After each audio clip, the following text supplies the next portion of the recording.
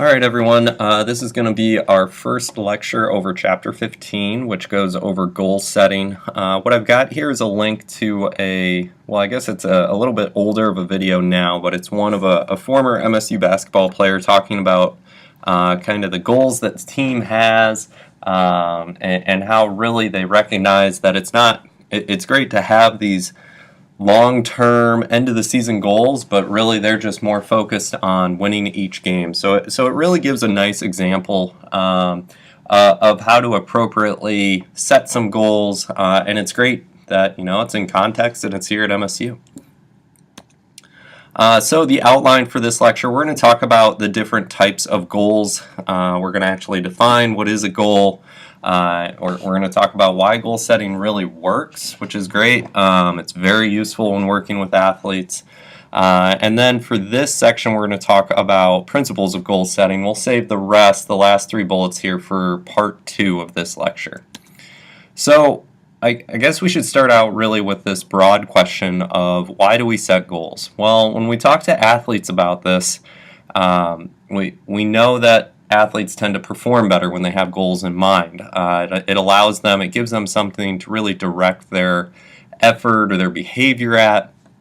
For exercisers or just people engaged in physical activity, if they have a goal in mind, it tends to make them more persistent.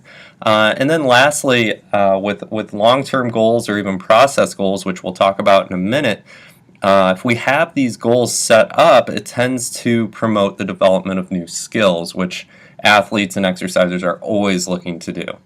Also, when we have goals set, we tend to see a reduction of anxiety for athletes and exercisers, and that's simply because they tend to recognize that there's a process to getting to an end goal.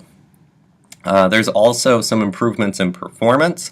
Like I said, having goals in mind directs your attention and really allows you to focus in on key elements of a performance. And then lastly, goals influence self-confidence and self-worth. So if you're achieving your goals and you're seeing this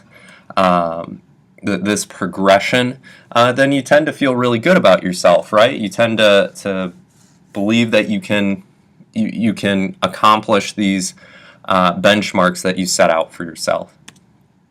So how do we define goals? Well, there's all different types of goals.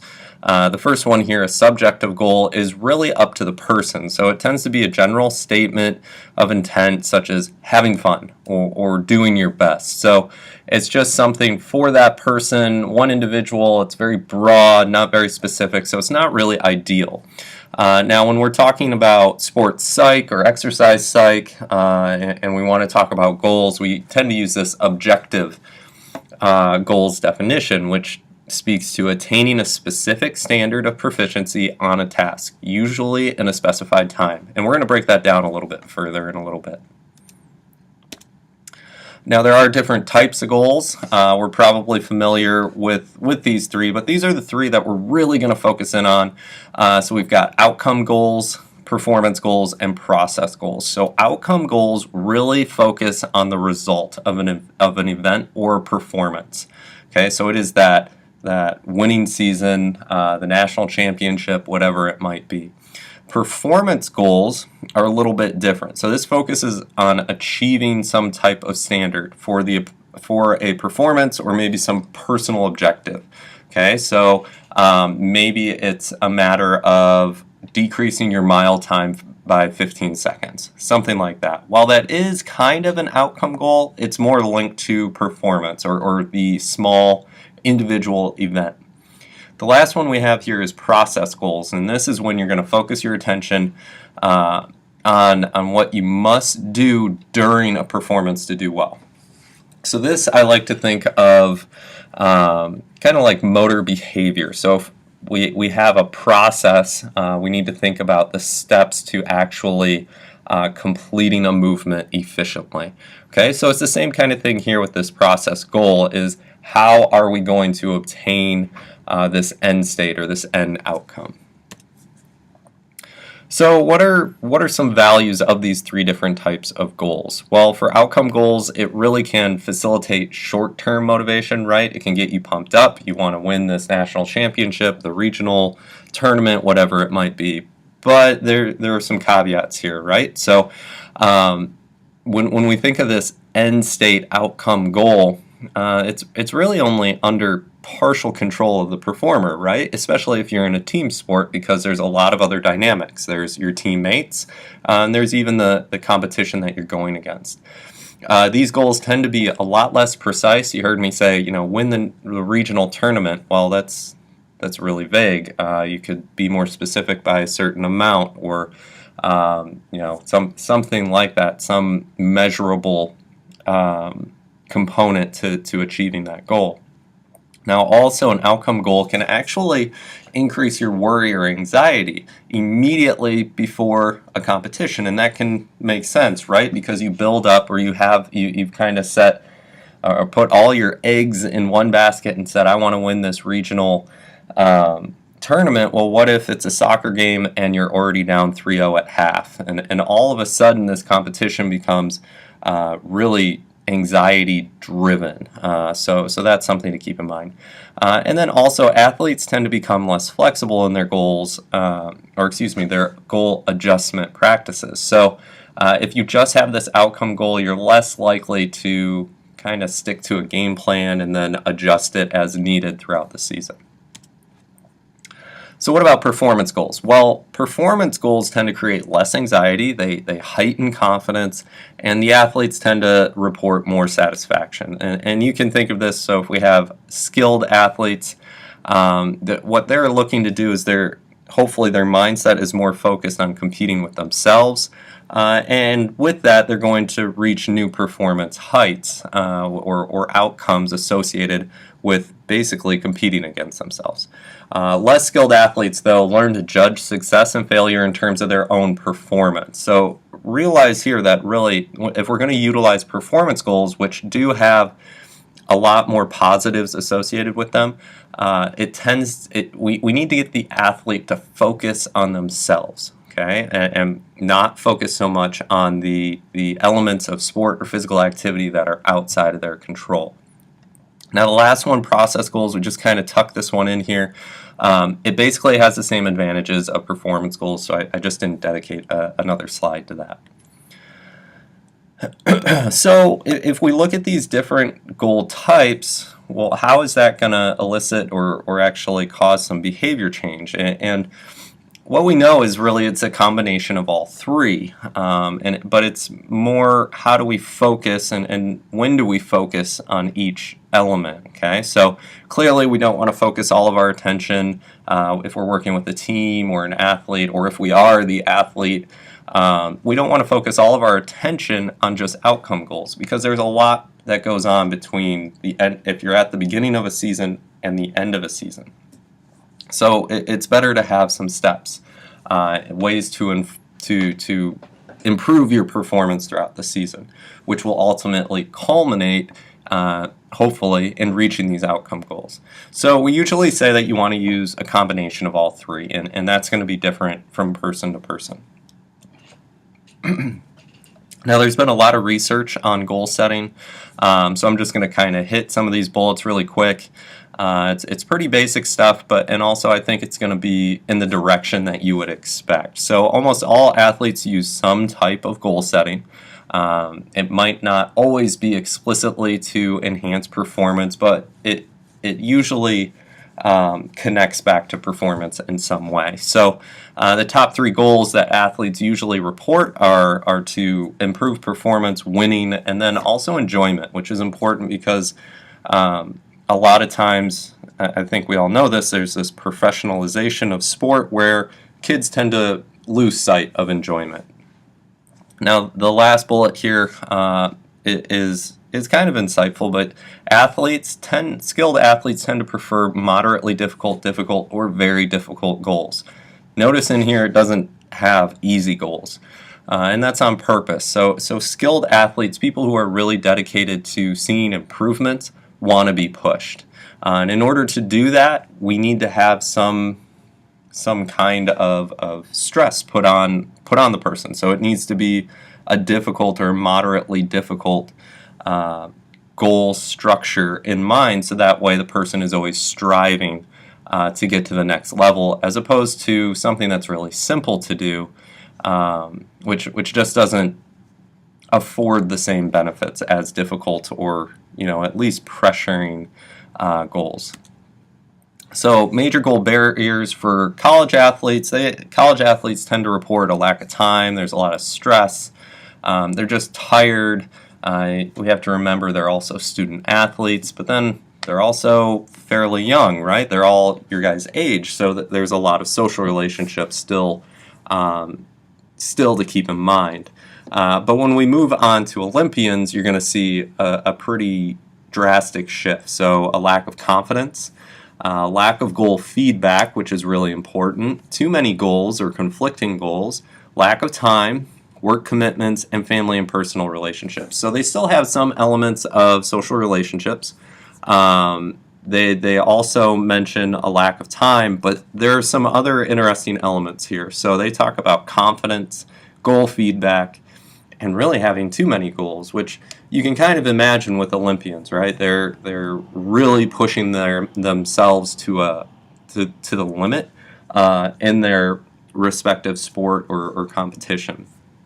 Okay, so that could lead to playing against the very best in the world, which might cause a lack of confidence.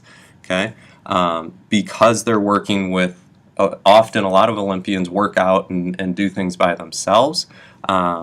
Sometimes they might not be getting a lot of feedback. Are they actually meeting their goals? That kind of thing. And then there's always the too many goals or feeling overwhelmed by the goals that you have. Some other elements here. So some research suggests that females set goals more often and find them more effective than men do. Another element that's kind of interesting is athletes don't seem to systematically write down their goals, and that's actually a really important element of goal setting. The more experienced athletes, the more experience athletes have with goal setting, the better they are at developing effective goal setting strategies. I think that one's kind of what I like to call a duh research finding, but it makes sense, right? So if you have experience setting goals, you're going to more likely utilize that, right? You're going to set up more goals. So again, kind of a straightforward point there. Athletes' goals.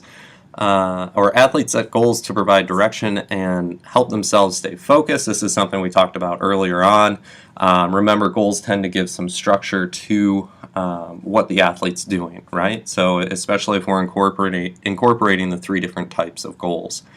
Athletes using multiple goal strategies exhibit the best performance. Again, this is something we've kind of talked about. And then individual differences must be considered. And this is something you're going to hear throughout this class. I think I've said it already a whole bunch.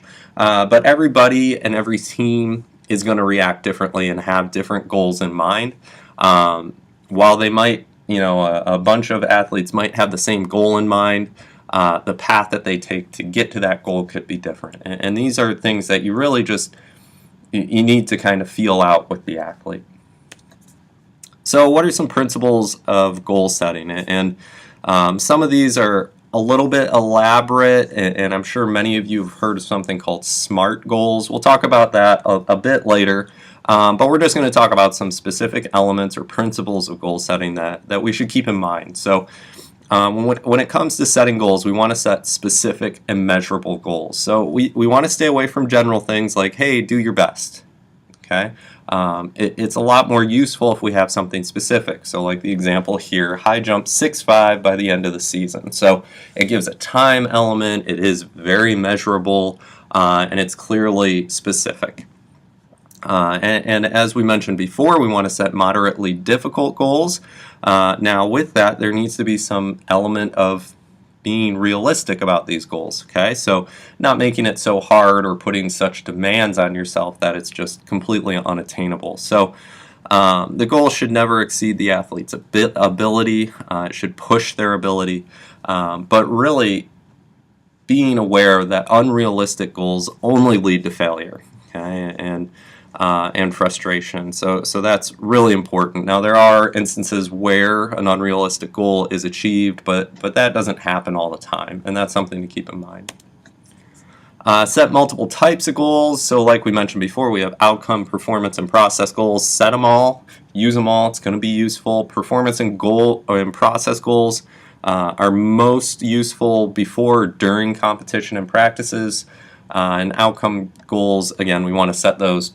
We can set them early in the season or during training, but they should be more long-term, because outcome goals often lead to some kind of anxiety, especially if it's something associated with a competition at hand.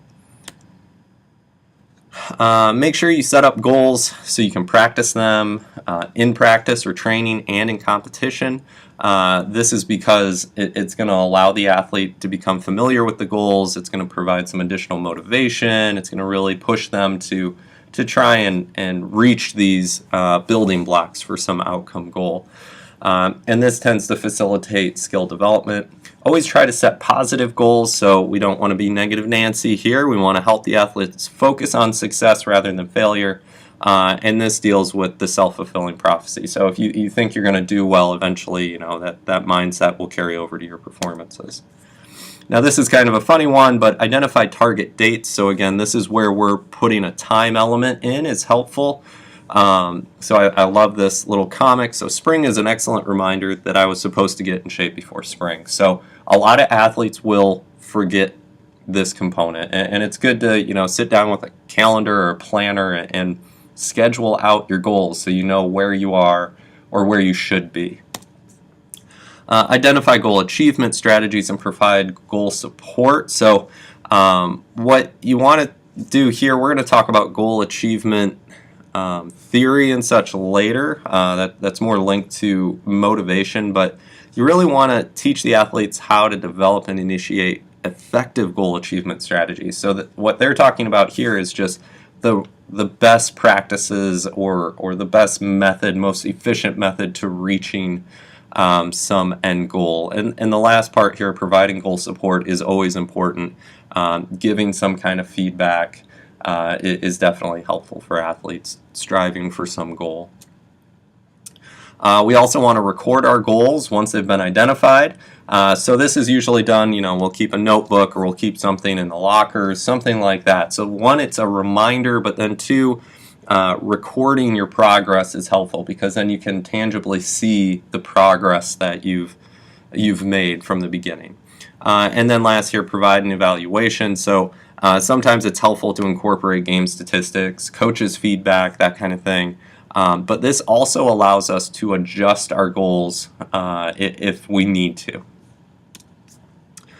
So there's some different forms of evaluation, and these are just some examples. You guys can check this out in your book. But again, it gives you a goal on the left, the evaluation strategy on the right. Again, these are just some examples, so check this out in the book when you get a chance. And this is kind of a pretty basic breakdown of short-term and long-term goals. Again, something in your book. It's on page 351. But it really just demonstrates it's good to have these short-term goals, and these are probably process and performance-oriented. But it's also good to have our long-term goals, or something that we're working towards. So you can kind of see throughout this that that we're basically using these as building blocks. These different workouts, there's a time period, so they are specific. You're going to get some feedback throughout this, and you can see that they're really just building on each other to some ultimate outcome goal or some long-term goal. So let's see here. The last one here, consider participants' personalities and motivations. Again, we haven't talked about motivation, so don't really fret about this right now. But you just need to think about, is the person really driven or motivated by some type of achievement? Is it about the achievement of demonstrating that they're really good at something, or is it that they are motivated to learn new skills, that kind of stuff? That's really important. Are they social comparers? Do they tend to compare what they're doing with others as opposed to being focused on their own performance? So these are kind of some elements that, again, might might guide how you set up a goal setting session, or picking which goals you want to pursue with an athlete.